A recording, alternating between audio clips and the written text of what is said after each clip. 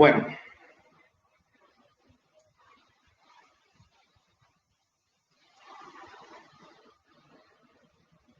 ya estamos en la grabación, así que vamos a tener una palabra de oración para comenzar. ¿Algún hermano o hermana que desee orar?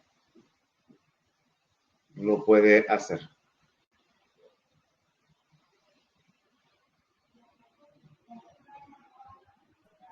Yo lo puedo hacer, hermano.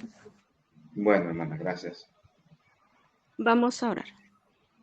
Eterno Dios, en este momento santo alabamos y glorificamos su nombre santo. También le pedimos que por favor todo lo que el hermano nos va a enseñar hoy, que nos pueda servir para nuestra vida cristiana, para ser mejores hijos de usted y también enseñar a los que no saben.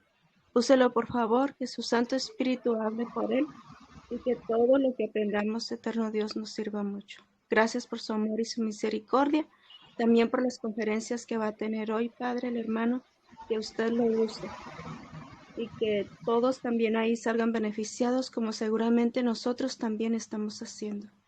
Gracias por la familia que siempre están dispuestos a enseñarnos y ayudarnos, incluyendo también a Paola. Gracias, eterno Dios, por sus bendiciones tan grandes. En el nombre de Jesús le pedimos todo y le damos gracias. Amén. Amén. Amén.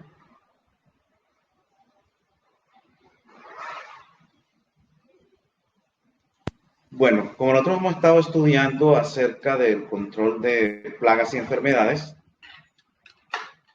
habíamos visto ya fungicidas y vimos también nematicidas, que son los que controlan nematodos. Hoy vamos a trabajar un poco sobre el tema de virus y el tema de bacterias. Ya en el tema de bacterias, pues habíamos visto dos productos con propiedades bactericidas, como es el caldo sulfocálcico y el oxicloruro de cobre. Acá voy a mostrarles algunos productos comerciales que de pronto en su país usted lo puede encontrar y que le puede ser una ayuda, ¿no? En cualquier momento. Inicialmente vamos a trabajar el tema de los virus. Bueno, no hay virucidas, o sea, no hay un virucida, ya que los virus no son seres vivos, son paquetes de ADN o ARN encapsulados en una proteína. Por lo tanto, los virus no se pueden matar. Entonces, lo que tenemos que hacer es un control previo antes de que llegue el virus y poderlo prevenir. En cuanto a virus, eso es lo que hay que tratar de hacer. Si ya usted sabe que en su región o en su cultivo anterior de determinada planta, usted ve que le cayó un virus, entonces ya sabe que en el próximo tiene que tener mucho cuidado en el tema de la prevención. Vamos a compartir pantalla.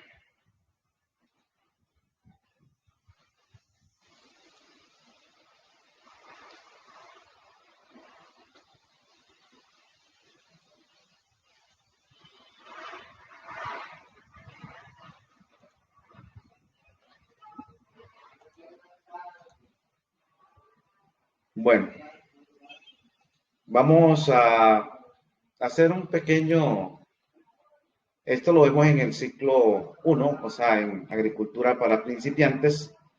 Aquí solamente vamos a por encima para tener una idea del tema de los virus. Y como digo, no vamos a ver un virucida, sino que cómo prevenir. Entonces, las enfermedades virusas pues son las producidas por virus y vienen ciertas características. Siempre vamos a encontrar, cuando ustedes vean en sus hojas algo anormal, y dentro de ese algo anormal vean unos colores de contraste, en este caso, por ejemplo, el amarillo con el verde, y verde fuerte, un amarillo fuerte con un verde fuerte, eso generalmente son virus. Esa es una característica para poder identificar algunos virus, es ese contraste que da de amarillo con verde y que da, inclusive da unas imágenes muy bonitas en algunos cultivos. ¿Cómo se disemina el virus? O sea, ¿cómo camina el virus? ¿Cómo se desarrolla? ¿Cómo anda? La multiplicación de los virus tiene lugar por medio de la asociación con células vivas de las plantas. O sea, cuando un virus se asocia con una célula viva de una planta, ahí él se va a multiplicar. Y la multiplicación de la diseminación del virus de una planta a otra se realiza de la siguiente manera. Hay una transmisión mecánica, por ejemplo, por el contacto directo entre las plantas. Una planta contaminada de virus toca a otra planta y disemina el virus. También por el roce de plantas sanas con las enfermas. Cuando hay un roce de una planta sana con enferma, va diseminando el virus. Por el paso de las máquinas que llevan el virus en contacto, maquinaria, herramientas, o a través de las manos de los trabajadores que tienen ya el virus, se lo pueden pasar, tocan una planta con virus y se lo pueden pasar directamente a la otra planta.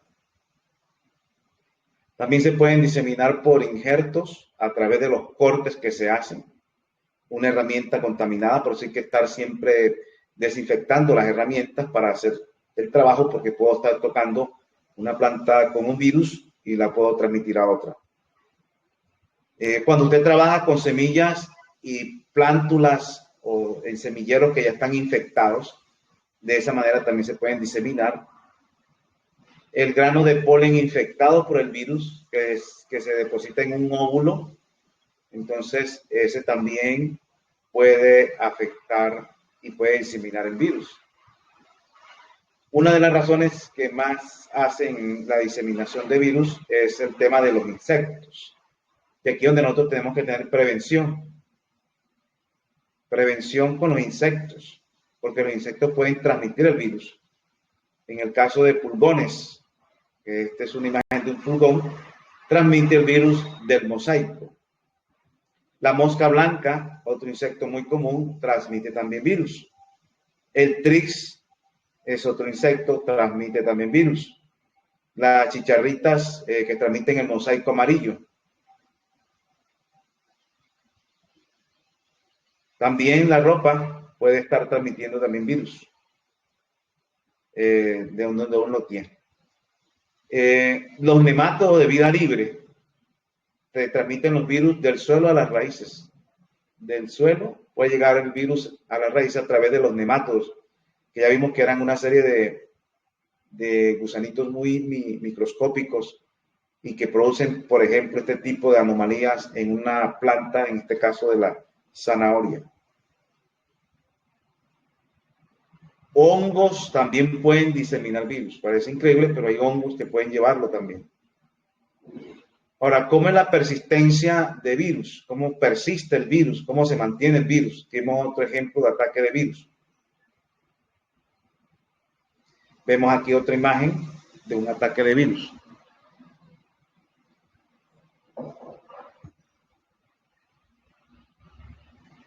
Los virus se identifican por la rapidez para transmitirse de una planta a otra. Y hay dos tipos de virus, el virus persistente y los virus no persistentes. Aquí vemos una transmisión por pulgón de virus. Aquí vemos el pulgón, en este ejemplo en la transmisión no persistente de virus que tenemos aquí a la izquierda. Los áfidos adquieren los virus durante los breves periodos en que prueban los tejidos epidérmicos de las plantas infectadas. Aquí tenemos el pulgón y aquí hay un tejido epidérmico en las células vegetales, ya de la hoja, por ejemplo, y esta hoja está infectada de virus. Entonces el pulgón está aquí, prueba los tejidos.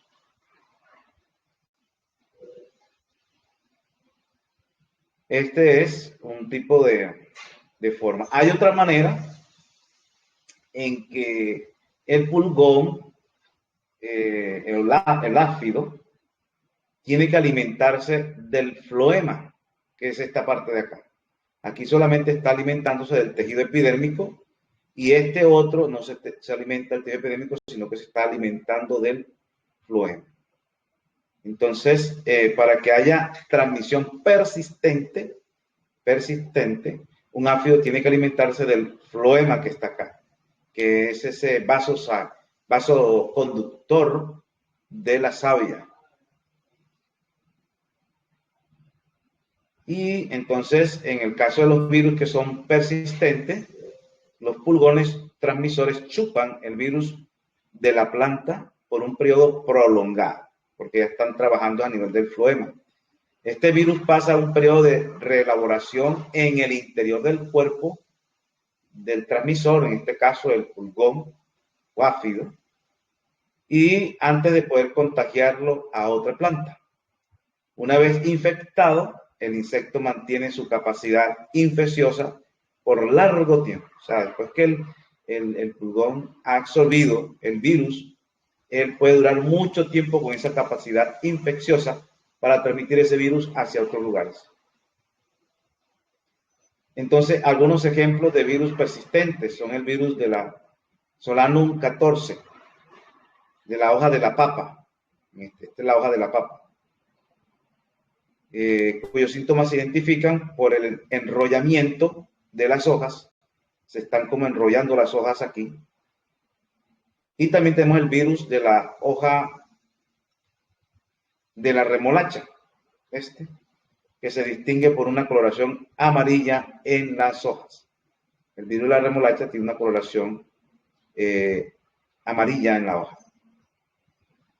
Siempre tratan de dar colores de contrastante entre verde y amarillo, y algunos dan unas coloraciones muy bonitas.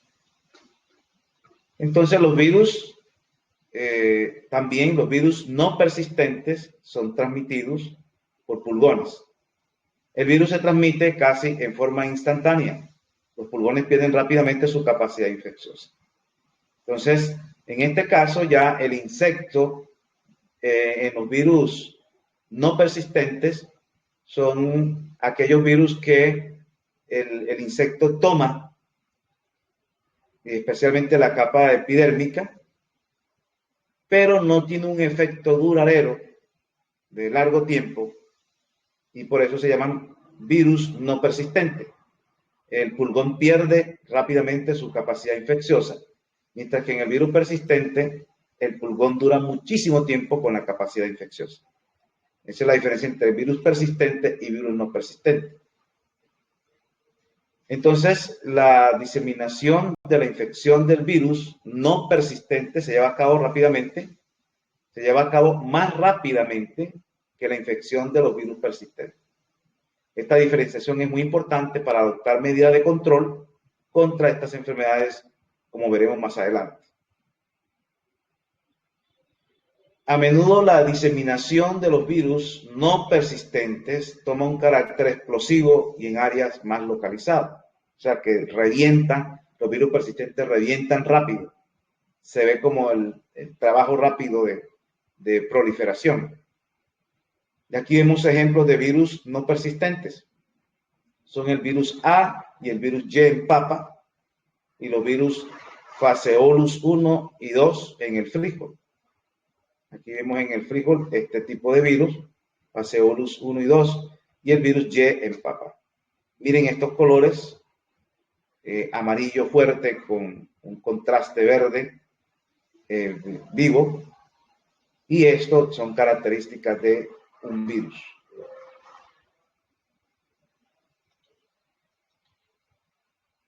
Bueno, hay muchos síntomas de enfermedades virosas. No me voy a dedicar a ellos porque pues la clase, eso se ve en el ciclo 1. Solo queríamos que viéramos algunas imágenes de virus y bueno, vamos a mirar aquí unos detalles. Los síntomas de las enfermedades virosas se distinguen de las enfermedades fungosas y bacterianas. Hay una diferencia entre ese tipo de enfermedades, de hongos y de bacterias. Los síntomas de las enfermedades fungosas y bacterianas son más localizados, y lo de los hongos son más generalizados en la planta, mientras que las bacterias y las enfermedades fungosas, o sea, de los hongos y las enfermedades bacterianas son más localizadas, mientras que los síntomas de enfermedades ya virosas afectan más bien toda la planta, son generalizadas. Siempre van como por parte el hongo y la bacteria y se van proliferando. Pero el virus trata de crecer rápidamente por toda la planta. Entonces es una diferencia. Pero también pueden ocurrir síntomas adicionales localizados en el lugar de la infección. O sea, en el mismo lugar donde hubo la infección, comienzan a haber síntomas. Miren, por ejemplo, estos colores contrastantes, amarillo, anaranjado con verde, y ya esto está contaminado de virus. Uno de los síntomas es la reducción de la clorofila. O sea, el color verde de la planta se va perdiendo, que se identifica por la pérdida de color o clorosis. Clorosis es una pérdida del color natural de la hoja.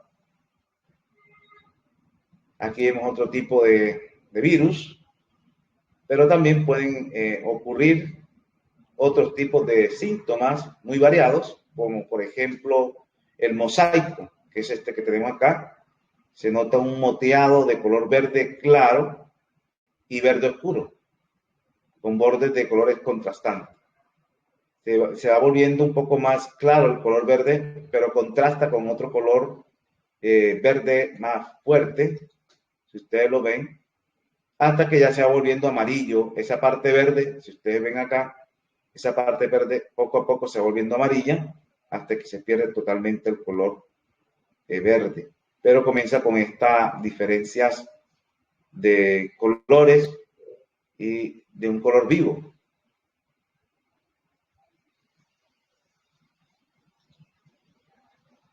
Hay manchas y amarillamiento uniforme con bordes de colores diferentes, como en este caso aquí que vemos. También puede haber una necrosis o muerte del tejido con el tiempo. Hay marchitez y pudrición de la planta, deformaciones de los tallos también, de las hojas, de las frutas, con ramificaciones que se conocen como escoba de bruja. Son un tipo de ramificaciones todas raras, todas dañadas, malformadas, como si fueran unas ramas, pero que salen bien deformadas. Se conoce como escoba de bruja, es una síntoma de la enfermedad virosa. También ocurre, otro ejemplo, el enrollamiento de hoja de la papa, en la papa. Aquí vemos cómo se está enrollando. Y tenemos aquí unos causantes de eso, que son los pulgones. Se llama el pulgón del durazno, es el que transmite este tipo de virus. Y el virus es persistente, o sea, el pulgón dura mucho tiempo con esa capacidad de infectar. Hay otros síntomas, pero bueno, no me voy a dedicar a esto porque se nos varía el tiempo. Hay muchos para hablar de esto. Quería solamente mostrarles a ustedes diferentes situaciones de este tipo. Miren este ejemplo. Vámonos aquí al control de los virus. Entonces, en el control de los virus,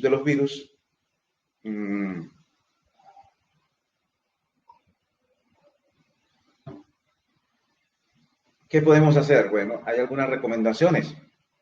Se basa fundamentalmente en dos estrategias. Uno, la reducción del potencial del inóculo, actuando sobre las fuentes de inóculo y sobre su dispersión. O sea, hay que ir al foco de quién originó la infección, dónde viene la infección. Y entonces se enfoca la estrategia a buscar el origen. Y el uso también de resistencia incorporada a las variedades de los cultivos. Hay variedades de plantas que son resistentes a determinados tipos de virus. A veces usted puede conseguir esa variedad cuando ya se profundiza un poquito más en el tema de la agricultura. Ciertas variedades son resistentes a ciertos virus de manera natural. Porque recuerden que para que una planta se contamine, el paciente, podemos decir así, debe ser susceptible a ese virus que llega o a ese microorganismo que llega. Entonces, la estrategia se fundamenta en dos. Quizás buscar una planta resistente al determinado virus que llega al lugar. Y dos, reducir el potencial del inóculo, o sea, dónde está el origen. Ese origen puede ser los insectos. Ese origen puede ser una planta que está cerca, que puede contaminar con ese virus. Entonces, identificar el foco y alejarlo de ahí. Entonces, la disminución de las fuentes de inóculos se basa en la sanidad del material vegetal de propagación. Entonces, usted debe estar seguro de que lo que usted va a sembrar, la semilla o la plántula, no tenga ese tema, no tenga ese problema. Y también hay que eliminar los huéspedes alternativos, los huéspedes que puede tener la planta que pueden estar transmitiendo el virus. Ahora, la eficacia depende además del grado de sanidad alcanzable, de la capacidad de dispersión del inóculo, o sea, qué tan rápido el virus se puede proliferar. Eso ya es muy particular de cada virus. Y la gama de huéspedes del virus, o sea, el tipo de planta que hay, qué tan resistente o inresistente puede ser para el virus. Entonces, ¿cómo controlamos o cómo disminuir la dispersión del inóculo? Se basa en el control de las poblaciones de sus vectores. Lo que genera eso. Hay que hacer ese control. En la práctica, solo de los que son insectos picadores y chupadores. Entonces, los insectos chupadores y picadores que llegan a la planta pueden transmitir el virus.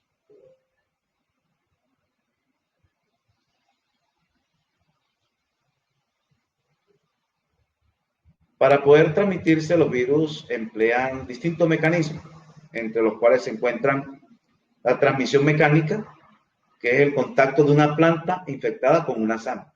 Entonces, usted apenas vea que una planta ya le está cayendo el virus, arránquela, llévenla lejos y quémela. Ya, le toca hacer eso, que los virus no podemos, no hay un virucida, por decirlo así. Bueno, hasta ahora, la información que tengo.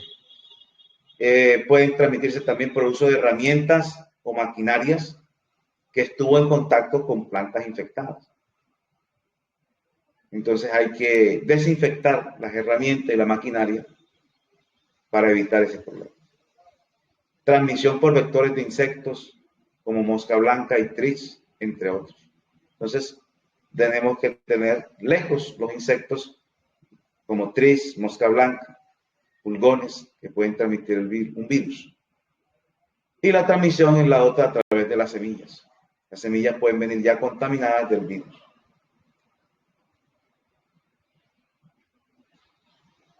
Entonces, ¿qué medidas de control podemos tener? Desinfección de las herramientas y lavado de manos constante por parte de los trabajadores. Utilizar semillas de calidad libre de patógenos y virus. También implementar la rotación de cultivos entre familias. Controlar adecuadamente las malezas, ya que los virus pueden infectarlas y ser inóculos. Hay malezas que pueden llevar también el virus. Realizar un control oportuno de vectores como tris y mosca blanca, o sea, ponerle trampas a los tris o la mosca blanca o utilizar insecticidas biológicos. Utilizar semillas con resistencia al virus. Si usted ya conoce una variedad que es resistente al virus de la región donde usted vive, pues mejor la consigue. Y remover los residuos de los cultivos si es posible, sobre todo si está trabajando en invernaderos. Ahora, si se presentan síntomas en etapas de semillero, descartar las bandejas infectadas. Si usted ya en el semillero nota que ya hay síntomas de virus, descarte las bandejas infectadas. Bueno, eso sería en el tema del virus, de los virus.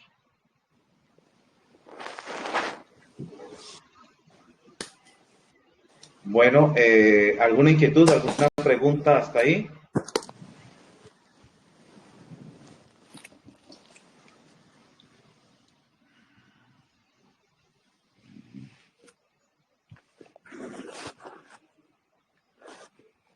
Hay un hermano que tiene el micrófono abierto.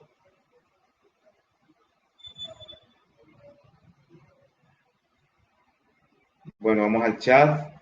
Recuerden que hoy no va a ser muy largo porque estoy en una semana de salud acá en una iglesia.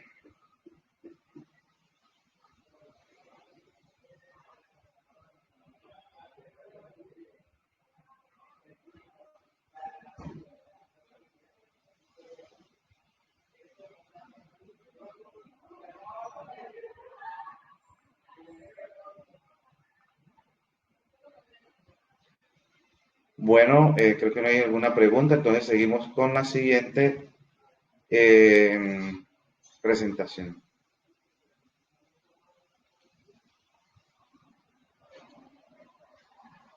Bueno, ya nosotros habíamos visto que algunos productos como el caldo sulfocálcico y el oxicloruro tenían cierta propiedad bactericida. Aquí les voy a mostrar algunos bactericidas biológicos comerciales que de pronto en su país ustedes lo consiguen, de pronto no, pero pues hay alguna referencia para eso. El Nacillus es un bactericida. Eh,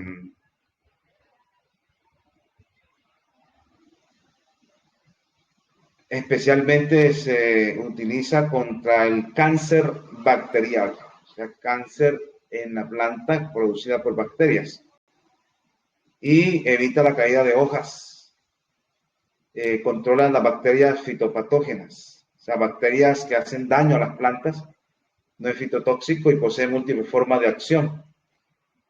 Bueno, este es un ejemplo de un bactericida, el Nacillus, que podríamos tenerlo por ahí como una herramienta. ¿Qué es? Bueno, es un agente microbiano, un regulador de bacterias fitopatógenas, es un bactericida biológico y a base de un agente microbiano llamado Streptomyces racemochoromogenes, que es un antagoniza, o sea, que controla, que bloquea o que combate las bacterias fitopatógenas. En algunos casos de pseudomonas, como la Fuscovaginae, la Busculoderia glumae, y estos son agentes causales del complejo añubio bacterial, un complejo añubio bacterial que se llama panícula del arroz, o sea, en la espiga del arroz, este tipo de bacterias caen ahí y producen esta enfermedad del complejo añubio bacterial. Y este producto es utilizado el Nacillus para el control de estas plantas, de estas bacterias. También hay el Lactobacillus SSC, es fungicida a la vez, bactericida microbiológico, y es un ingrediente activo que es una bacteria benéfica que es el Bacillus subtilis. Bueno, hay otros productos comerciales ya que también venden el Bacillus subtilis independientemente de esta marca, por decirlo aquí. ¿Y qué es lo que hace el Bacillus subtilis? Actúa compitiendo por los sustratos, o sea, por la comida en las raíces, con los patógenos de la planta. Las raíces a veces son la comida de los patógenos y ellos compiten por eso. O sea, hacen poblan el lugar donde vienen los otros a atacar y ya cuando llegan ahí encuentran que está ocupado el terreno y entonces no atacan. Y a la vez también produce, el Bacillus subtilis produce antibióticos del tipo basilicin y turín. Y que estos productos que genera el Bacillus subtilis son altamente fungotóxicos, o sea, intoxican a los hongos. Podemos tenerlo ahí dentro de nuestros elementos bactericidas. Aquí vemos algunas, bueno, aquí hay una imagen bueno, repito, puede ser que usted esté en su país, bueno, no se ve muy bien. Y se utiliza en muchas enfermedades, entre ellas las que pertenecen a los géneros de la Rhizoctonia, el Pythium, la Phytophthora, el Fusarium y Oidium, Botrytis, Colectotrichum, Erwinia, Pseudomonas y Santomonas. Y también muchos otros géneros, gracias a la excelente viabilidad y alta concentración del ingrediente activo en este producto. Entonces, ustedes pueden encontrar varios bactericidas que les pueden utilizar comercialmente. Tacrebacillus plus. Bueno, aquí lo ven ustedes. Es un fungicida, es bactericida biológico. Y también tiene ciertas cepas seleccionadas de bacterias que antagonizan el accionar de microorganismos patógenos, en el caso de bacterias. Y contiene Bacillus subtilis, igual que el otro ya, Bacillus megatherium y Bacillus licheniformis. Todos estos productos tienen acción bactericida. Aquí vemos otra imagen. Tenemos este otro, el CACU 4.5 SC, fungicida bactericida, y tiene la casudamicina, y también tiene sulfato de cobre pentahidratado. Recuerden que el sulfato de cobre, el cobre es fungicida también, pero eso tiene una acción fungicida y bactericida a la vez. Y así vamos a encontrar varios, y también tenemos caldo sulfocálcico, que ya lo hicimos, ya lo preparamos. Bueno, este ya lo vimos. Así que oxicloruro de cobre igualmente tiene una acción fungicida y bactericida. Bueno, con eso nos podemos auxiliar nosotros en este tema. Entonces ya aquí hemos visto el tema de fungicidas, bactericidas, nematicidas y vimos algo del control de los virus. Que son las herramientas que tenemos al alcance, que podemos utilizar acá en lo que vamos a estudiar. Bueno, redondeando un poco ya el tema de las plagas y enfermedades, las enfermedades generalmente vienen por el ataque de estos hongos, de estas bacterias, de estos nematodos, de estos virus. Y el ideal sería una planta bien nutrida para que tenga el mayor potencial para defenderse. Las plantas desnutridas tienen más tendencia a ser atacadas por este tipo de microorganismos que pueden hacer daño. Por otro lado, tenemos los insectos, que hay masticadores, hay chupadores, que pueden infectar también con estos tipos de microorganismos y hacernos daño. Entonces, no solamente el daño que hacen físico de masticar y de chupar, sino también el daño que hacen por contaminación de algunos de estos microorganismos que son patógenos a las plantas. Entonces, el ideal sería nutrir bien la planta, poblar bien la tierra de microorganismos que nos ayuden a defendernos de plagas que vengan por tierra. Además de eso, utilizar asociaciones de plantas, que después vamos a ver un tema sobre eso que nos puede ayudar, cómo asociar plantas para poder evitar. Hay plantas que repelen las plagas de otras plantas.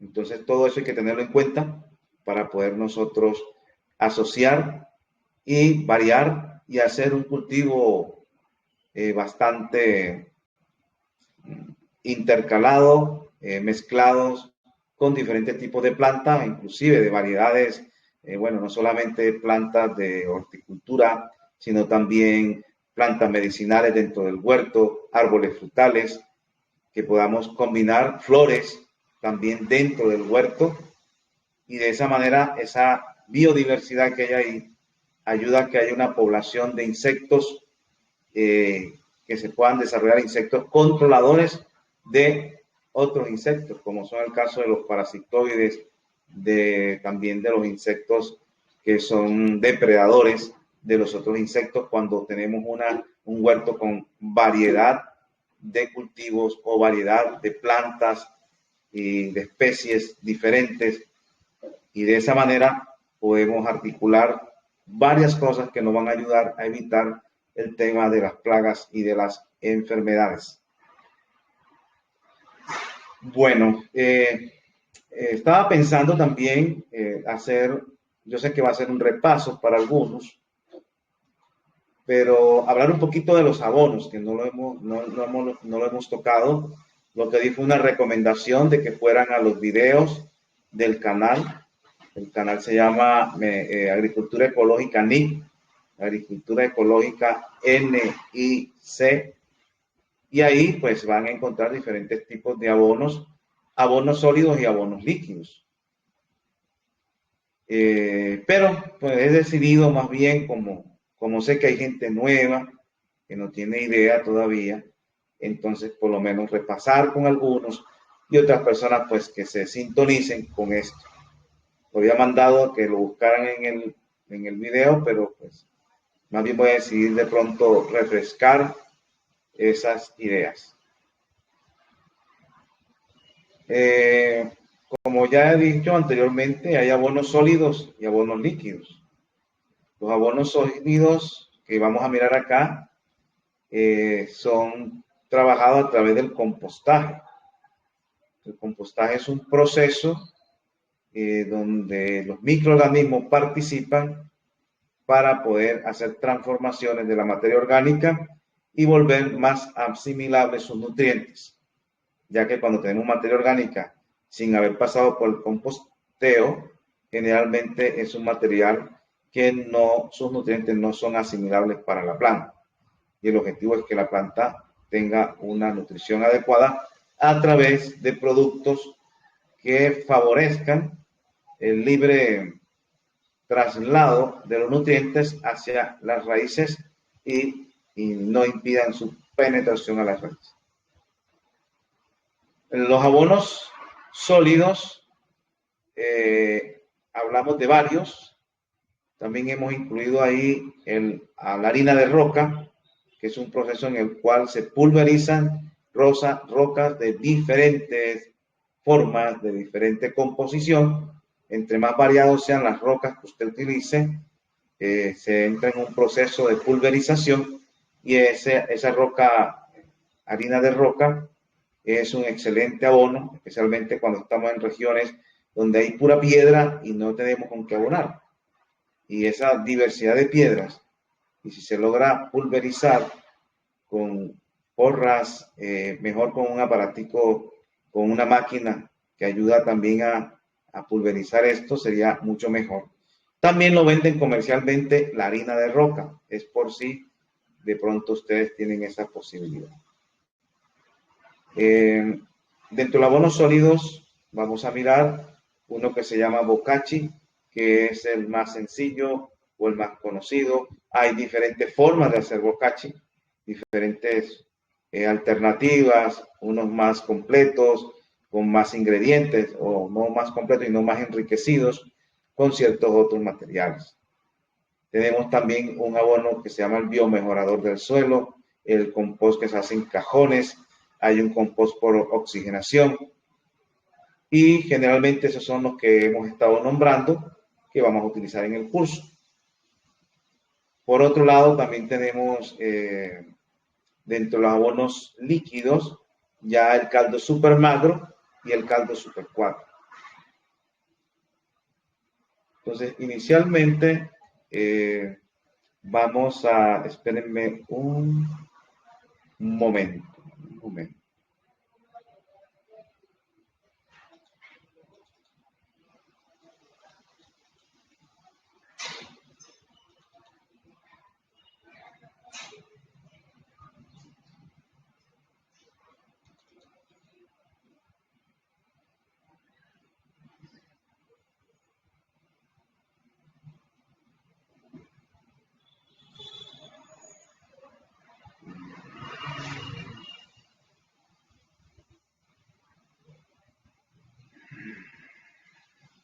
Bueno, en un momento. Déjenme buscar aquí algo.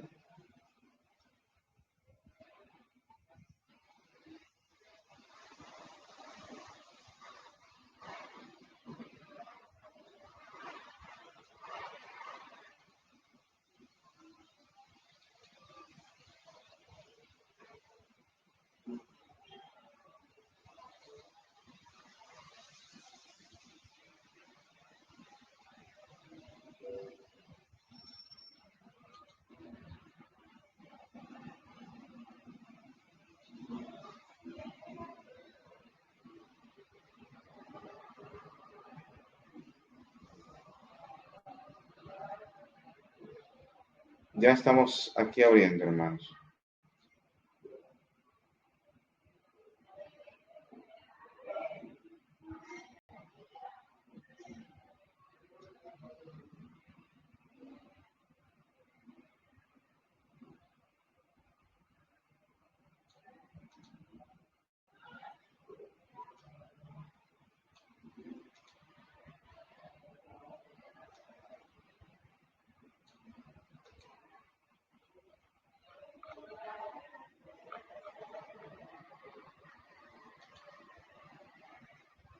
Bueno,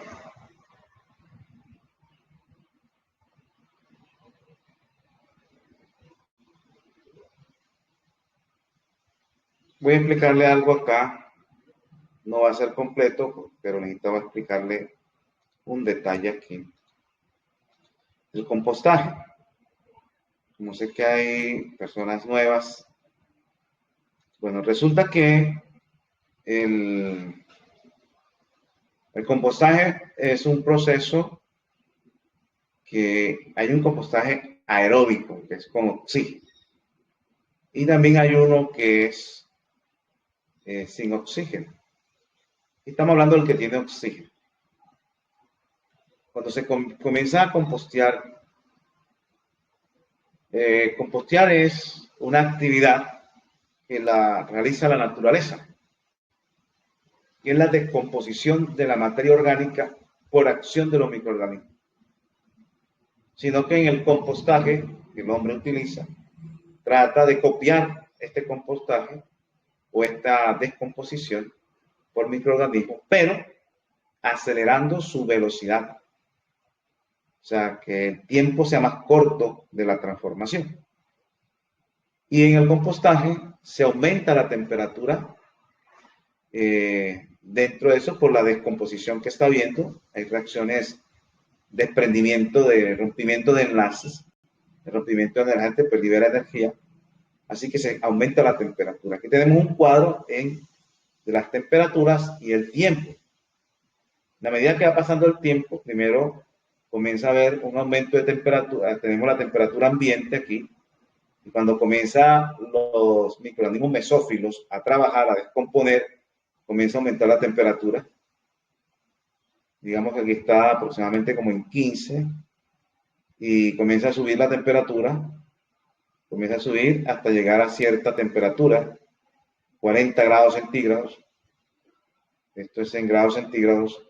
Y ahí termina la primera fase, que es de temperatura ambiente, prácticamente, y llega a aproximadamente 40 grados centígrados.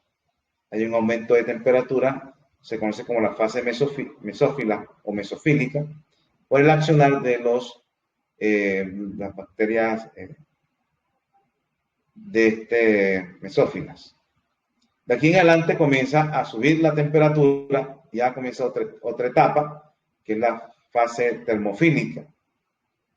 Y eso tiene un determinado tiempo en que va ocurriendo eso. A medida que va aumentando el tiempo y va subiendo la fase termofílica y lleva aproximadamente unos 70 grados centígrados, y ahí llega y se está un tiempo determinado y comienza entonces poco a poco a bajar. Cuando nuevamente ya está otra vez como en 40 grados, nuevamente se reactiva, se detiene la fase termófila y comienza la fase mesofílica.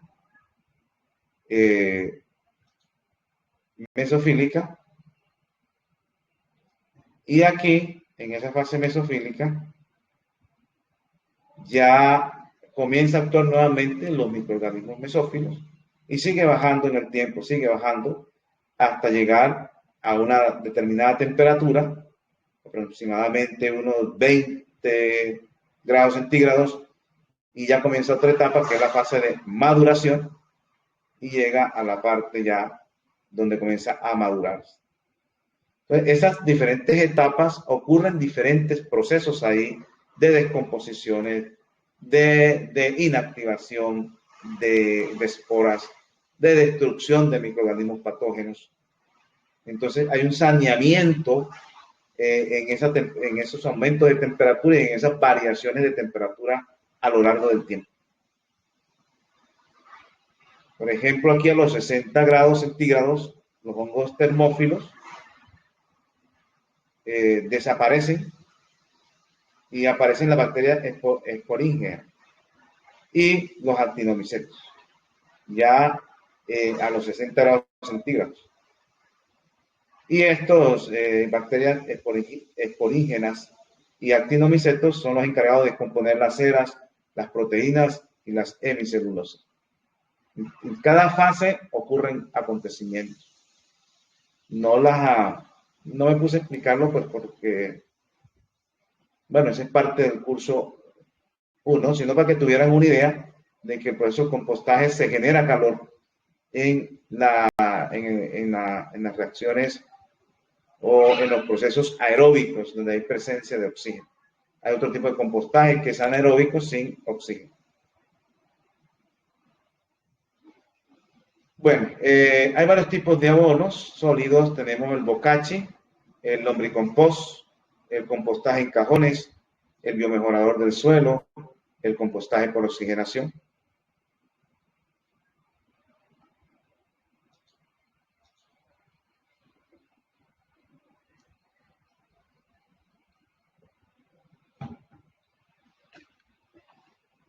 Entonces, esa técnica de compostaje en cajones se necesita buena materia orgánica. Se hacen unos cajones, como ven ustedes acá, aproximadamente pueden ser unos 6 de un lado y un 6 del otro. Serían 12 cajones. De un lado 6, de este lado 6 y de este lado 6. Son 12 cajones. Y cada cajón debe tener una medida de 1 metro de ancho, como ven ustedes acá, 2 metros de largo y 1 metro de ancho. Y usted hace 6 de un lado, 6 del otro. Los materiales deben estar bien mezclados y homogenizados. O sea que todo lo que usted va aquí a utilizar, puedes pulverizarlo bien. Si no tiene, esta es una máquina que hizo un hermano, el ingeniero mecánico hizo esta máquina para poder triturar, pero no licuar. Simplemente estar bien triturado.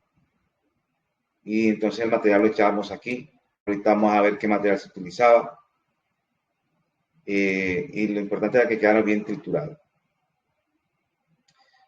Entonces se debe hacer una trituración previa antes de echarlo allá de los restos de cosecha, leñosos, ya que la rapidez de formación del compost es inversamente proporcional al tamaño de los materiales. Entre más grande sea el material, más se demora en descomponerse.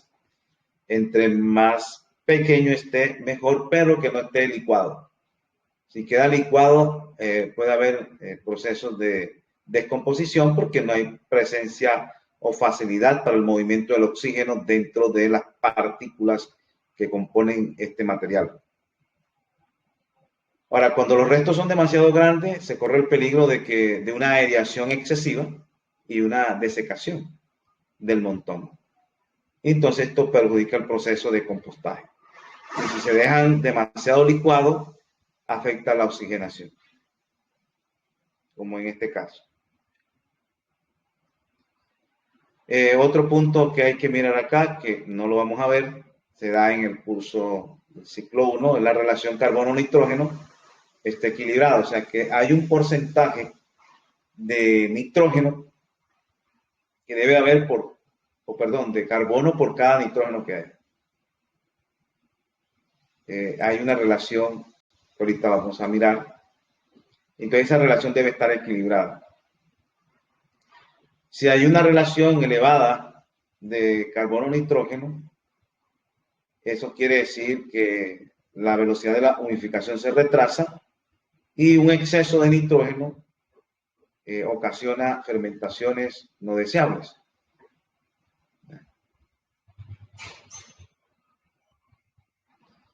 La mezcla que vamos a utilizar debe ser rica en celulosa, lignina, resto de podas, por ejemplo, de los árboles, pajas, hojas muertas, esas son ricas en celulosa. Y en la práctica que vamos a hacer se va a utilizar el acerrín, que es un desperdicio de la carpintería. Ojalá no sean árboles fumigados con alguna cosa por ahí que vaya a dañar el proceso, ¿no? Pero aquí colocamos este de ejemplo. Pajas, hierbas secas, también se debe mezclar, la mezcla debe ser rica en azúcares, entonces hay que utilizar hierba verde, resto de hortalizas, resto de frutas, cáscaras de lo que queda de la cocina, todas las cáscaras que se utilizan, resto de fruta, todo eso lo podemos utilizar. Material seco y material húmedo, material rico en celulosa y material rico en azúcares. El que es rico en azúcares es porque el material está verde. También vamos a utilizar estiércol estiércol de ganado, los excrementos del ganado.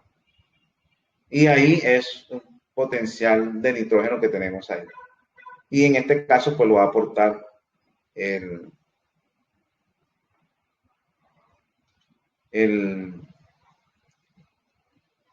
estiércol, va a aportar el nitrógeno en este caso. Entonces, hay que mezclar de manera homogénea, como sea posible, materiales ricos en carbono y ricos en nitrógeno. Y materiales secos y materiales húmedos. Entonces, hay materiales que son ricos en carbono. Por ejemplo, materiales ricos en carbono, tenemos el acerrín, las podas de los árboles, las hojas secas. Entonces, ese material tiene un material rico en carbono. ¿Ya? Material rico en nitrógeno tenemos los estiércoles, tenemos las hojas verdes y vamos a ver otros materiales que podemos utilizar aquí. Entonces, para lograr esa homogenización se van a hacer capas. Y esta mezcla tendrá capas de igual espesor, alternadas de material rico en carbono y material rico en nitrógeno. Y el montón debe tener el suficiente volumen para conseguir un adecuado equilibrio entre humedad y aireación. Y deben estar en contacto directo con el suelo. O sea, vamos a ver que estos cajones no son de cemento, sino que se utilizan de tierra.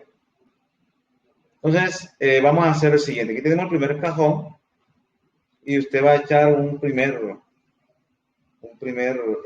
capa de 5 centímetros de acerrín. ¿Ya? El acerrín es un material rico en carbono, pobre en nitrógeno. El acerrín, en la relación carbono-nitrógeno bastante alta, entonces tiene bastante carbono y no tiene nitrógeno, por decirlo así. Es rico en carbono este material, va en la parte de abajo y es un material seco. Ya. Aquí también tiene que ver mucho otros detalles que tienen que ver con el pH.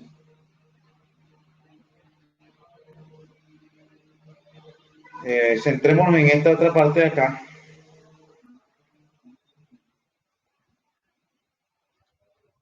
Entonces echamos el primer 5 centímetros de acerrín, después vienen 5 centímetros de desechos vegetales. Bueno, aquí lo vemos, pero este material tenía que estar mejor picado. Este material tenía que estar en mejor condición de estar picado, ¿ya? Porque ya saben por qué. No debe estar licuado, pero tampoco debe ser muy grueso.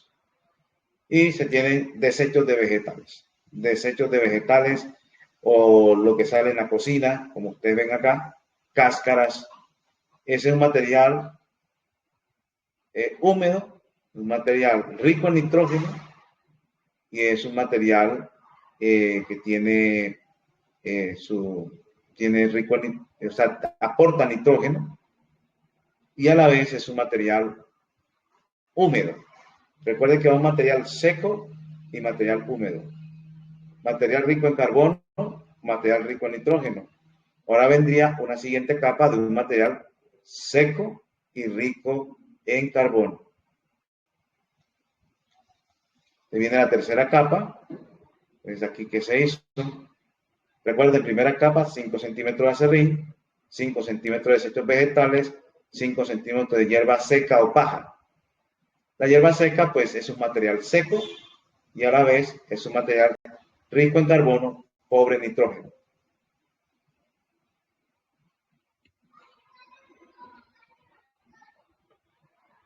Siguiente capa. Después de la hierba seca, 5 centímetros de estiércol fresco. Estiércol fresco se utiliza acá. Material húmedo, material que aporta microorganismos, material rico en nitrógeno. Entonces, ahí vemos la alternancia. Seco, húmedo, para que la humedad quede en su punto. Rico en carbono, rico en nitrógeno, rico en carbono, rico en nitrógeno. Viene la quinta capa. Después que usted ha echado 4 capas intercaladas, viene 1 centímetro de cal o de ceniza. Y nuevamente repite las capas. Y nuevamente entonces usted va a repetir. Nuevamente repite el orden de las capas. Acerrín, desechos vegetales, hierba seca, estiércol, cal. Y al final tienen que echarle cal o ceniza, en este caso aquí, que nos aportan calcio y otros minerales en el caso de la ceniza. Nos ayuda un poco a controlar el manejo del pH. Ahí armamos el primer cajón. Ya, el primer cajón tenemos ahí armado.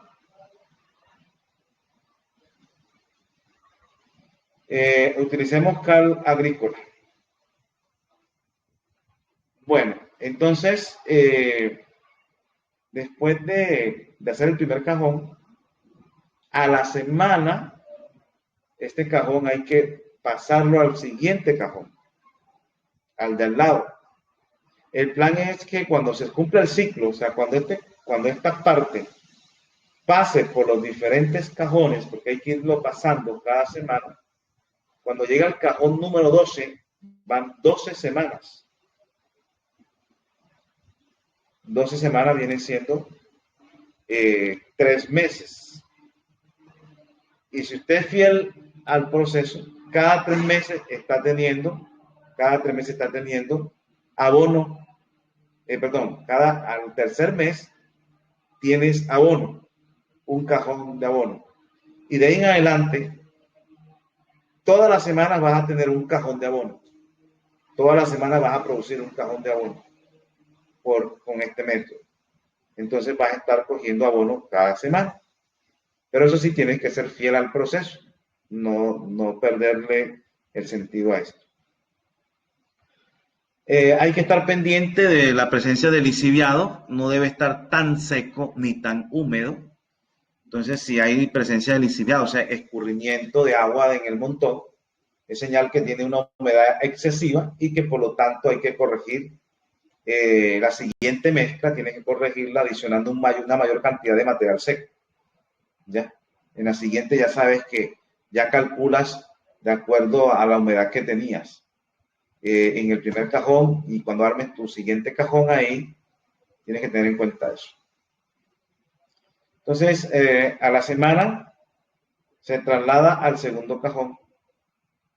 Yo llené la primera semana, en un día, paso una semana y paso al siguiente cajón y se vuelve a llenar el primer cajón. O sea, pasas todo a este lado y llena nuevamente el primero. Entonces ya tienes 2 cajones. y el que acabas de llenar con una nueva mezcla. A la siguiente semana, pues vuelves y pasas este cajón al siguiente y el que había llenado lo pasas a este y llenas nuevamente el siguiente cajón. Y así vas pasando cada semana hasta llegar al cajón 12. Y el volteo lo haces cada semana. Es una forma rápida y económica de garantizar la presencia de oxígeno en el proceso del compostaje, además de homogenizar la mezcla. O sea, de tanto ir pasando un lado se va homogenizando la mezcla e intentar que todas las zonas de la pila tengan una temperatura uniforme. Eso se hace una vez a la semana.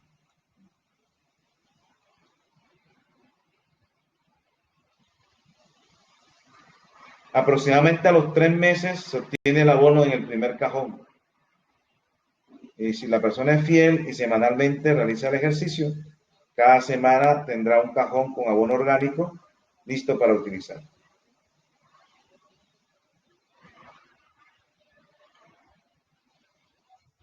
Bueno, dejo un espacio para alguna inquietud de este tema.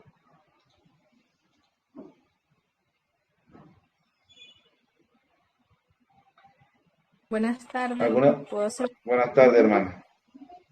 Vale. Quería hacer una pregunta con respecto a lo que estaba mencionando del tipo de lo que vamos a llenar en la compostera. Por ejemplo, yo hago todas las mañanas extractos de vegetales.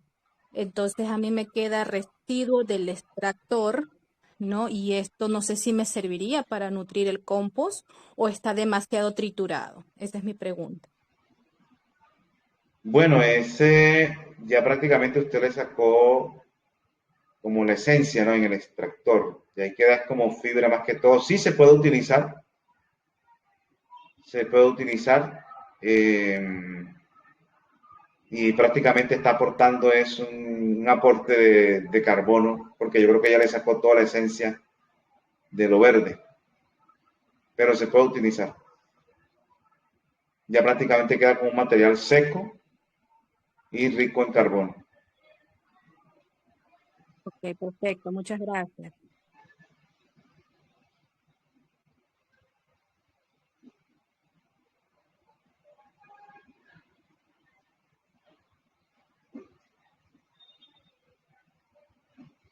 Bueno, vamos al chat a ver si hay alguna pregunta.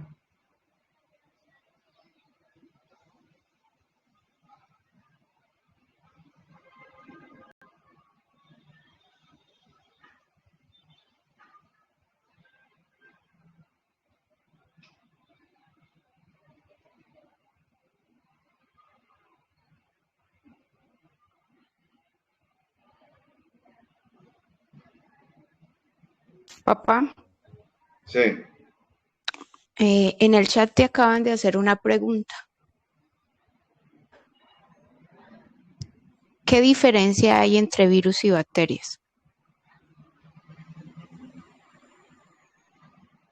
Bueno. Primero que todo, la primera diferencia es que una bacteria es un microorganismo, es un ser vivo. Es un ser vivo. El virus no es un ser vivo. El virus son paquetes de ADN y de ARN, de ácido desoxirribonucleico, de ácido ribonucleico, que son unos paquetes donde hay un azúcar, una parte fosforada, y esa es una cadena. Y eso no tiene vida como tal. Ese paquete de ADN o de ARN está envuelto en una proteína y queda envuelto como una pelotica que le envuelve y el virus está dentro. Algunos virus no tienen tienen esa proteína y además tienen grasa. Algunos tienen grasas, otros no tienen grasa. Entonces, eso es en cuanto a su composición, un virus. Y no tienen vida. O sea, uno no puede decir, voy a matar un virus. Usted puede matar una bacteria, pero de pronto el virus no lo puede matar. El virus no tiene vida. Entonces, ese es el problema. Ahora, el virus necesita de otro ser vivo para reproducirse. Necesita de otro ser vivo para reproducirse. Por eso necesita una célula vegetal, en este caso, pues, el virus que ataca a los vegetales. Una célula vegetal necesita llegar ahí y ahí entonces se inocula la partícula vírica o la porción de ADN, y entonces la célula vegetal, el virus utiliza la célula vegetal para su replicación, o sea, para reproducirse, utiliza el mecanismo de la célula vegetal para que le reproduzca virus y salen entonces nuevos virus y siguen infectando. Las bacterias ya se consideran seres vivos, tienen sus características. Las bacterias tienen un núcleo, tienen un citoplasma, tienen una pared, una membrana citoplasmática, y tienen ciertas características que se consideran como seres vivos. Y podemos decir que lo podemos matar, parar, destruyendo la bacteria como tal. Esa es la diferencia entre un virus y una bacteria. Primero, su composición. Y segundo, su actividad también. El uno es ser vivo y el otro no se considera como ser vivo.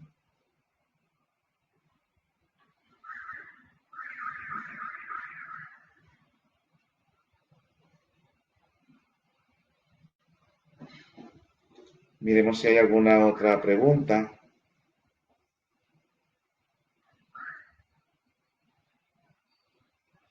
Dice, buenas tardes, tengo una duda, ¿el aserrín de pino sirve para hacer el compost? El aserrín de pino, bueno, una de las características del pino es que contiene ciertos aceites, y esos aceites tienen ciertas acciones que pueden afectar la población microbiana. Si usted mira, por ejemplo, cuando usted va a un monte o a una parte donde hay pinos, y hay bastante pinos, y mire abajo, en el suelo donde hay pinos, generalmente no hay vida, o sea, no hay planta ni maleza que crezca. Caen las hojas del pinus, ahí llegan, y se llenan todas esas hojas, y no nace ni una maleza. ¿Por qué no nace la maleza? Bueno, primero por el accionar de esos aceites potentes que tiene el pino, que impide el desarrollo de las plantas. Puede que cambie también el tema del pH del suelo. Entonces, por eso no se utiliza mucho el tema del pino, porque es de más difícil, descomposición también. Pero al final, todo se puede descomponer después que sea orgánico, después que sea materia vegetal. Se puede llegar a descomponer, pero es más demorado y puede, pues, tener los inconvenientes que les acabo de decir. Perdón, papá, te aporto algo ahí. El pino de por sí seca la tierra. Un árbol de pino, para que él pueda mantenerse en el suelo, extrae de la tierra más de 10 litros de agua. Entonces, por ese lado, también nos hace daño. Segundo, el pino por naturaleza es ácido. Cuando yo hago un compostaje solamente de aserrín de pino, que no tenga más árboles, sino solo pino, me va a dar un compostaje ácido. Y si por ende tengo un suelo ácido y voy y agrego al suelo un compost ácido, pues me va a perjudicar, aparte de lo que mi papá decía. Entonces, por eso recomendamos, si tengo otra variedad de árboles, pues descarto el pino y el eucalipto. Bueno, otro punto ahí, ya que me hizo recordar el tema del pH, en la pila de los cajones también se alterna esa parte. Los desechos de origen vegetal, en muchos casos, tienen una tendencia a darnos un pH ácido. Y los de origen animal, o sea, los estiércoles, tienen una tendencia a darnos un pH alcalino. Por lo tanto, esa alternancia que ustedes ven en las capas de un material animal o un material vegetal es también para ir equilibrando el pH del suelo, más la adición de la cal o la ceniza. Hermano, Papá, perdón, Sí. perdón, un momentico. Papá, lo que pasa es que en el chat la hermana Andrea dice que si por favor le quitas el mute al micrófono de ella para poderte hacer una pregunta. Bien pueda, hermana, perdón que le interrumpí. Andrea, Sí, profe, buenas tardes. es que no le encuentro. Sí, pero usted ya está hablando. Sí, lo que pasa es que esta mañana pasó lo mismo. Yo quise hacerle una pregunta que para mí tenía importancia, fue de naturopatía, pero ya eso quizás lo dejé para la clase de naturopatía, si me acuerdo. Traté, pero no hubo forma de tener la oportunidad. Pero ahora lo que quería preguntarle es cuando las plantas tienen la hoja que se le dobla, como que se mete para adentro. Ese es un tipo de hongo y qué podría aplicarle, porque tengo muchas plantas de naranja y de guayaba, o sea, varias plantas que están así, que tienen la hojita, está como metida para adentro, como doblada, arrugada. Y son muchas las que tengo así. Y entonces quisiera yo, voy a moverme a North Carolina ahora el jueves, y quería ver qué podría echarle antes de irme para que no se me muera.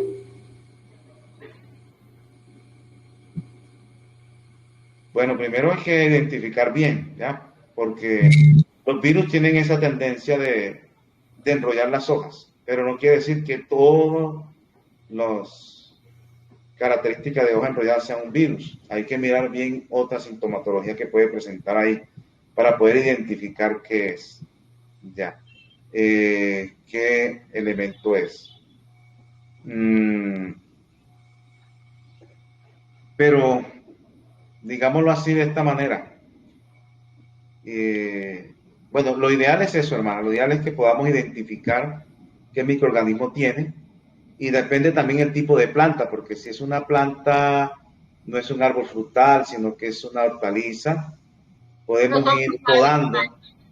Son frutales, es guayaba, lo que le llaman, es naranja, guayaba. Hay una planta que nosotros los puertorriqueños le llamamos corazón, y tiene un nombre, es como, parece la guanábana, pero su cáscara es lisa y tiene las semillas negras. A mí se me olvidó el nombre ahora mismo, pero todas las plantas son frutales. Bueno, podríamos utilizar el caldo sulfocálcico como una alternativa de que, como no tenemos más información, de que puede ser un hongo, una bacteria que nos puede auxiliar en ese caso. Pero siempre es mejor pues buscar la mejor información para poder tener una mejor alternativa para escoger qué se podría utilizar. Pero podría ser caldo sulfocálcico como alternativa dentro de lo ecológico. Gracias, bueno, hermano, voy a seguir acá porque ustedes saben que ya casi me toca entregar aquí. Para terminarles un poquito acá de lo que estábamos mirando acá. Voy a ver si logro hacerles del compost bokashi un poco para poder despedirme, porque hoy tengo esos compromisos de conferencias de salud. Bueno, entonces aquí vemos un tipo de bokashi. Hay muchos, ustedes van a encontrar muchos en internet. Este es como el básico. como lo más elemental, lo más sencillo, como para uno comenzar a practicar. Y van a encontrar otros que se le echan más cosas para enriquecerlo. ¿Ya? Eso depende de lo que usted esté buscando. Entonces, bokashi quiere decir fermentación. Y este es para hacer una tonelada. No quiere decir que usted tiene que hacer una tonelada, pero puede reducir las dosis o los ingredientes, las cantidades. Cuando aquí hablo de bulto me refiero más o menos esto. Yo sé que ustedes en su país conocerán estas bolsas que se utilizan. En eso es que me estoy refiriendo para hacer este tipo de producto. Entonces, unos 10 bultos de acerrín, 2 bultos de cal agrícola, 20 bultos de gallinaza sana o de boñiga, puedo utilizar gallinaza sana o boñiga o estiércol de vaca, 4 bultos de carbón vegetal, esto es opcional, 2 galones de melaza o miel de purga, un bulto de salvado de arroz o de trigo, el salvado de arroz lo vamos a ver, 2 libras de levadura de pan y esto es opcional. Y entonces repasemos 10 bultos de acerrín, cal agrícola, este es un bulto, pues 2, puedes utilizar gallinaza o estiércol de vaca, 20 bultos de esos. Esta es la melaza o miel de purga, un producto de la caña de azúcar.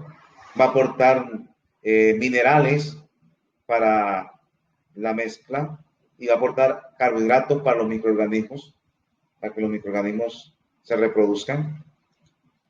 10 bultos de salvado de arroz o salvado de trigo. Puedes utilizar opcional, pero es bueno que lo utilices, 2 libras de levadura de pan para que arranque el proceso de fermentativo. Este es como cuando usted le echa gasolina a algo para prender, arranca con mayor fuerza. ¿Y cómo lo podemos preparar? Bueno, usted hace una mezcla homogénea de los materiales, lo revuelve todo por igual. El carbón, si lo consigues pulverizado, mejor lo pulverizas, lo mueles en un molino, el carbón. Recuerda que es opcional. Entonces, fuera de eso, pues le tienes que ir adicionando agua y vas y disuelves levadura disuelta en agua. Y también puedes disolver aquí mismo el tema de la melaza. La melaza la disuelves en agua y le echas también la levadura y haces varios, depende de la cantidad que vas a hacer, ¿no? La cantidad bueno que vas a hacer.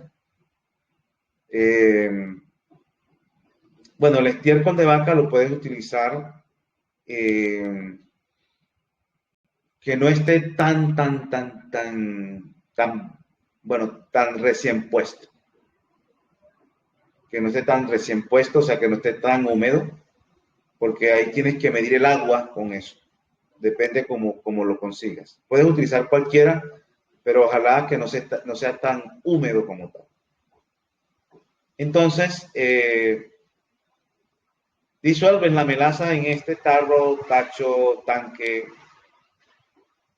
La melaza, le echas agua, le echas levadura. Puedes hacer, depende de la cantidad, varios tarros de estos. Ya los repartes de manera homogénea para que la puedas aplicar. Y poco a poco, en la medida en que vas haciendo la mezcla de esto, le vas echando por poquito, por poco, por todos lados, la mezcla que vas haciendo. Le vas echando pues la levadura con la melaza que tienes aquí, le vas echando poco a poco. Puedes hacer varias partes y le vas echando por poquito. Aquí se estaban pasando de calidad un poquito, echándole mucho, porque había, pues, era bastante que se iba a hacer. Que quede mojada toda la pila. En la medida en que tú vas mezclando, le vas echando. Una vez se revuelve bien toda esa pila, todos esos materiales, y la va pasando para el otro lado, para otro lado, del lado de donde tienes la pila. En un lado comienzas a echarlo poco a poco y le comienzas a echar poco a poco esa agua con la levadura y con la melaza. y le vas echando, si va quedando muy seco, le vas echando eso. Ahora, aquí tienes que hacer una prueba que es la prueba del puño. Entonces tú coges un puñado del material y lo aprietas con la mano, ¿verdad?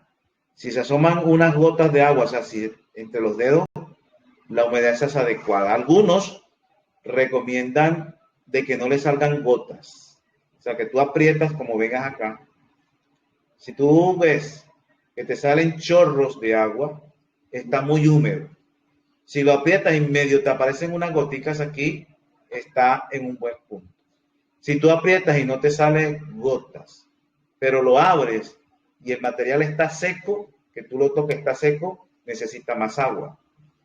Pero si no salen gotas y abres y el material no se ve seco, pues lo puedes dejar así. Algunos recomiendan que no salga ninguna gotica, otros recomiendan que salgan unas pequeñas gotas. Y esta mezcla pues debe estar homogénea, o sea, que toda la pila esté en la condición de donde tú sacas. Si vas a coger un poquito, quiere decir que toda la pila ya la has mezclado varias veces y está en una misma homogeneidad toda la pila de humedad, para que no te equivoques en el análisis. Porque si coges una parte mojada y la otra está seca, no sirvió nada. Ya, entonces, eso es lo que tienes que mirar. Ahora, si brota gran cantidad de agua, como ves tú acá, quiere decir que está muy húmedo.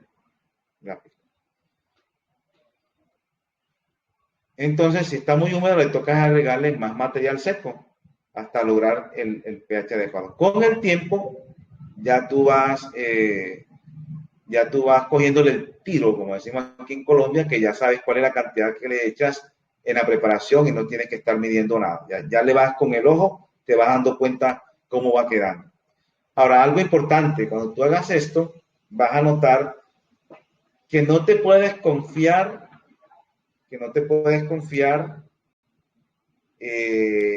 con el agua. Porque a veces puedes creer que está muy seco y de pronto está muy húmedo. ¿Ya? No sé si por aquí está Nicole, para que explique algo de esa experiencia.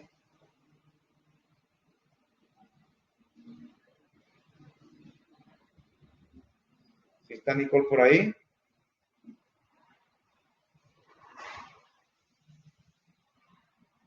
Creo que no, señor.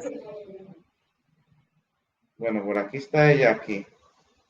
Bueno, quería que contara parte de esa experiencia, cómo ella que ha hecho abonos, también pues esa parte de la humedad,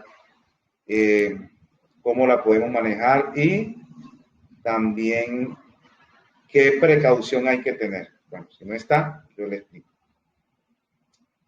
Entonces, resulta que a veces cuando tú estás echando el agua, tú piensas que está como muy seco y le echas agua y le echas agua y le echas agua y tú ves como que está muy seco y lo dejas ahí. Cuando vienes al día siguiente y tú lo ves como que está seco, cuando llegas al día siguiente encuentras que eso está súper húmedo y ya ahí se puede generar un tipo de, no de fermentaciones, sino de putrefacciones. Ya comienza un proceso diferente y eso es perjudicial para el compost porque al haber exceso de agua hay un desalojo de oxígeno de los poros. Por lo tanto, los microorganismos que son microorganismos aeróbicos necesitan oxígeno. Y el exceso de agua desaloja el oxígeno y ya comienza un proceso no de fermentación, sino de putrefacción.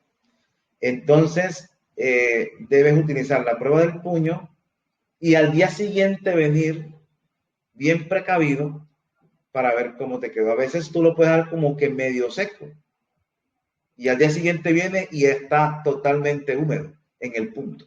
Entonces uno ya con el tiempo le va adquiriendo el tiro al ojo de saber de que de pronto queda como un poquito como medio seco, me parece a mí, pero al día siguiente cuando vienes ya lo encuentras que ya la humedad se ha ido repartiendo por toda la pila y ya queda y lo encuentras que está en una humedad apropiada. A veces lo dejamos bien como húmedo, dentro del punto y al día siguiente viene eso rehúmedo. Entonces, todo eso hay que tenerlo en cuenta en ese punto. Bueno, entonces la preparación, uno hace la pila. Tú puedes pasar, digamos, tú haces esta pila que tienes aquí y vuelves y la pasas para acá. Así como ellos están pasando esto para allá, cuando ya pasan todo, vuelven y la pasan para acá. Y le vas echando, así como está haciendo este señor acá, le está echando el agua mientras los otros dos están pasando. ¿Ya? Tratando de no pasarse de mucha agua, porque ahí sí toca echar más material seco. Siempre hay que tener al lado un poquito de material seco por si acaso me paso. La pila debe dejarse en forma de cono el primer día y debe mantenerse cubierto, protegido del agua y del sol. O sea, que no hagan esto y lo dejen, porque si llueve se daña todo. Y tampoco debe estar que le pegue el sol. Una zona con techo. ¿Cómo se realiza el volteo? Bueno, ya saben que el primer día hace la prueba de puños. Yo sé que el primer día el primer compost puede que no le quede bien, pero haga poquito y así va aprendiendo. Cuando ya usted ve que domina el tema, se le mete a más grande para que no se vaya a ver en aprietos. Porque aquí el plan es no pasarse de humedad ni que quede tampoco seco. Si tú lo dejas muy seco, no se producen las fermentaciones adecuadas. Y si lo dejas muy húmedo, te da lo otro, la putrefacción. Entonces, el primer día de preparación se hace la prueba del puño, se da en forma de cono. Del segundo al cuarto día, 2 volteos por día, en la mañana y en la tarde. Entonces, el segundo día, el tercer día, hasta el cuarto día, tú haces 2 volteos, una en la mañana y una en la tarde. Y del quinto día en adelante, hasta el quinto día en adelante, das un solo volteo hasta que ya esté listo. Ahora, ¿cómo sabemos cuando está listo? Cuando esté en temperatura ambiente. Él comienza a meterle calor y sube hasta llegar a 60, dura un tiempo ahí, va bajando, hasta que ya esté en una temperatura ambiente, y hay que dejarlo, si yo quiero, en el proceso de maduración, un tiempo más, lo almaceno, y entre más almacenado esté, es como el vino. Entre más viejo, dicen que es mejor, dicen los que hacen vino. Así sucede no estoy recomendando el vino para tomar, sino que así como el vino se añeja y tiene un mejor sabor, dicen acá también con el abono es lo mismo. Se va añejando, se producen unas reacciones secundarias, generando algunos productos que mejoran la calidad del abono. Hay que recordar que en clima caliente es más rápido. En clima frío se demora más tiempo el proceso. También el olor influye mucho. El olor, ya cuando es un olor agradable, cuando ya está fermentado, no tiene un mal olor. Y usted va a ver que ya también está seco. No, pues usted lo mueve y no bota gas, porque bota un humo debido al calor. Entonces en el volteo hay que taparse uno para que no le pegue tanto esa situación.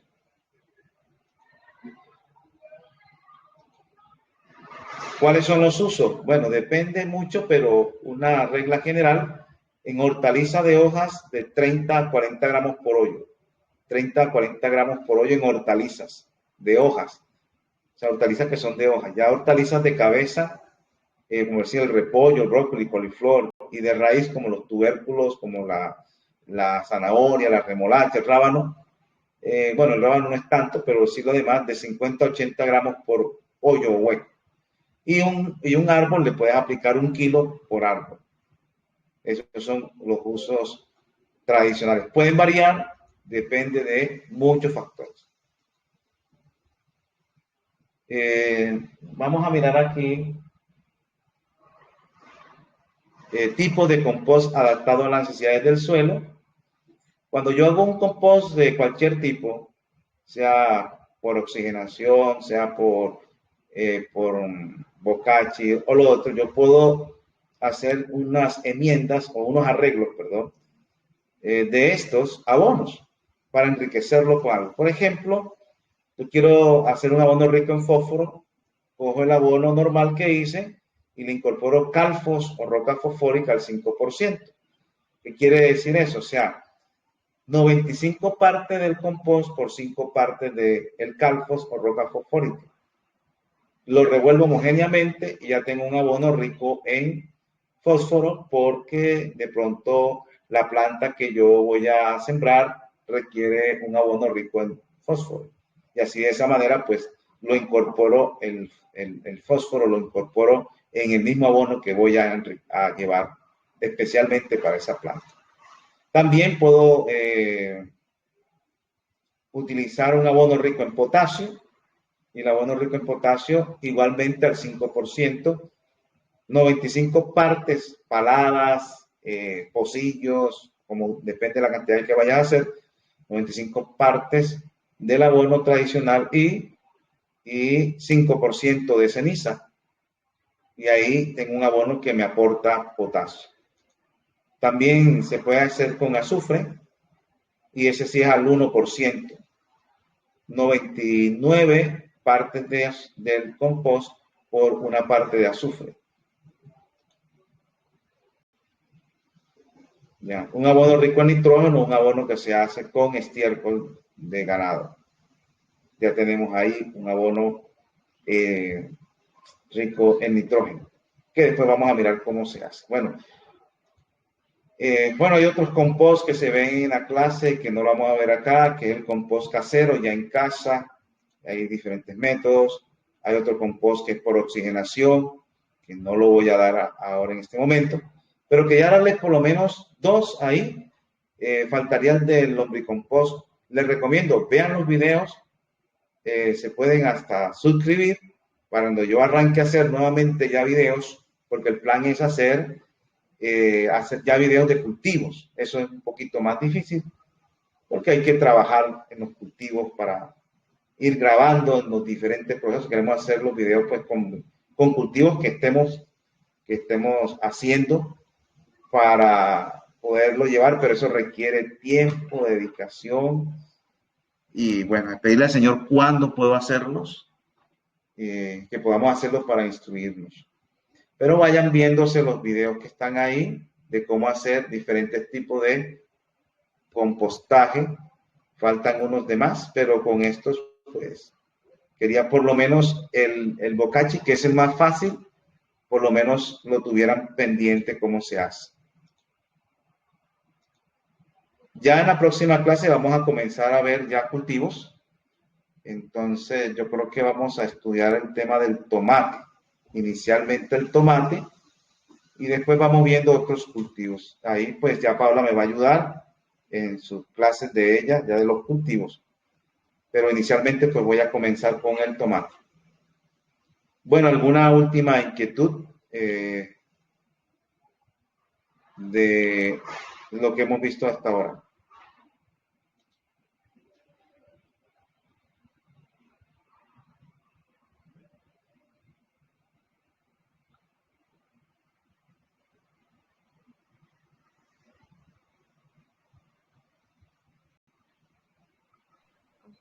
Hermano, Dice que sí. tengo una pregunta sobre el compost. Donde yo vivo es un lugar pequeño y yo no sabía que se tenían que tener 12 cajones para los compost. Y yo empecé uno como el año pasado y solamente tengo ese y allí le voy poniendo todo y todo y todo. Pero ahora usted me enseñó que debo de tener muchos y estarlos cambiando de lugar, de cajón en cajón hasta que termine el número 12. En el caso mío que no tengo tanto lugar para hacerlo, ¿qué me recomienda que haga? Bueno, lo que pasa, hermana, es que hay varios métodos con cajón. Yo le mostré un método de 12 cajones, porque este método es por oxigenación. Se necesita voltear. Hay otro método que es por un solo cajón, que es el cajón por oxigenación, donde no hay que voltear. Simplemente se llenó y se dejó ahí quieto. Se llama compostaje por oxigenación. Entonces, ese es un solo cajón que se deja quieto. No hay que voltear. Esa es la ventaja del compost por oxigenación. Se estructura de tal forma que no hay que voltear. Este sí tiene 12 cajones, es otro método. Ya, o sea que usted tiene que revisar qué método está estructurando usted. Si es el de uno solo por oxigenación, pues, o y donde no hay que voltear, sino que se le meten unas barras oxigenadoras para que le entre el oxígeno sin necesidad de voltear. Ese se hizo para uno no tener que voltear ni estar teniendo contacto con los gases cuando, que ocurren cuando se está volteando. Ok. Otra pregunta. A este que no se mueve nada, ¿le tengo también que poner aserrín?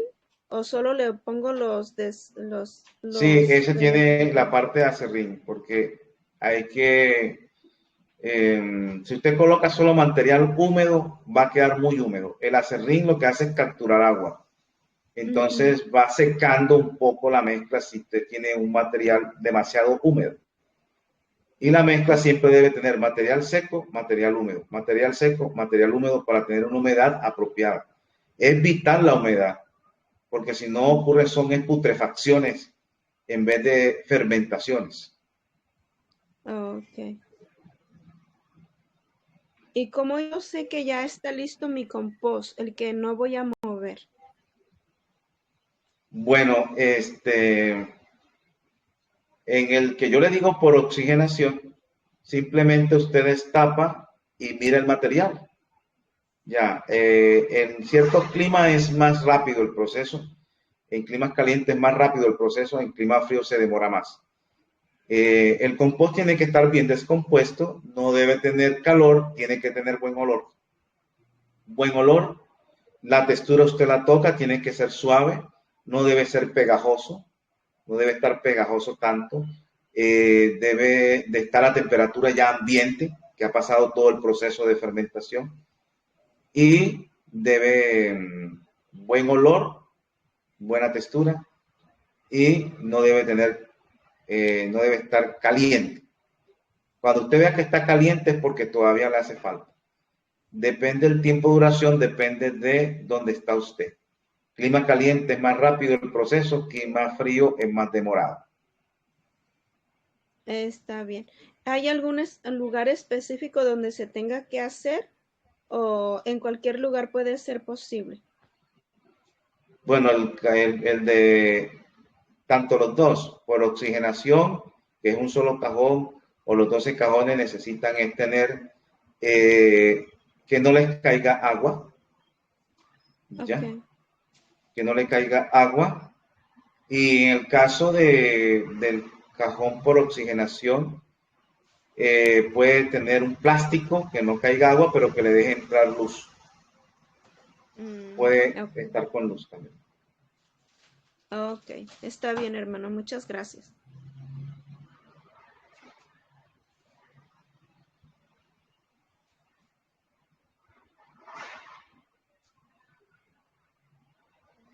Bueno, hay muchos métodos. Yo aquí estoy enseñándole unos métodos de pronto que son para cuando usted ya tiene una finca. Hay gente que dice, no, pero es que yo no tengo ni finca, yo estoy en la casa.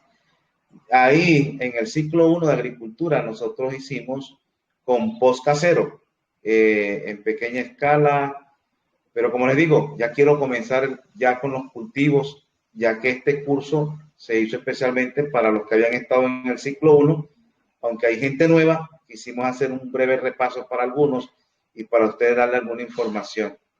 Pero esperemos a ver cómo vamos a mejorar y podemos comenzar. En el ciclo 1, ¿qué vemos? Vemos enfermedades, vemos ya la parte, digamos, morfológica del virus, de la bacteria, de los hongos.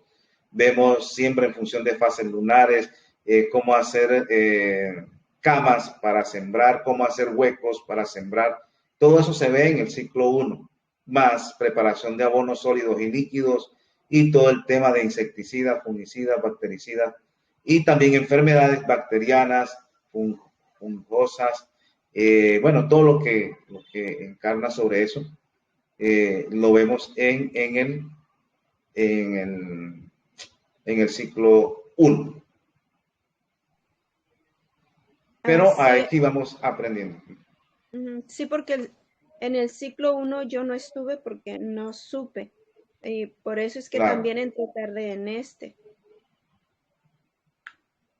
Pero Exactamente. muchísimas gracias. Ya después me agrego ¿Qué al les recomiendo? grupo. Vean, vayan al canal. En el canal ustedes van a encontrar parte, no todo del ciclo 1, pero sí lo básico.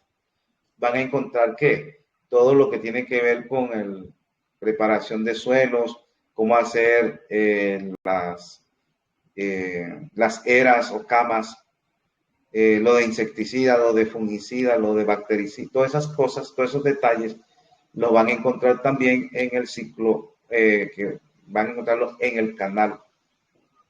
Agricultura ecológica NIC, Agricultura ecológica NIC, ahí se lo dejé escrito en el chat. Muchas gracias, hermano.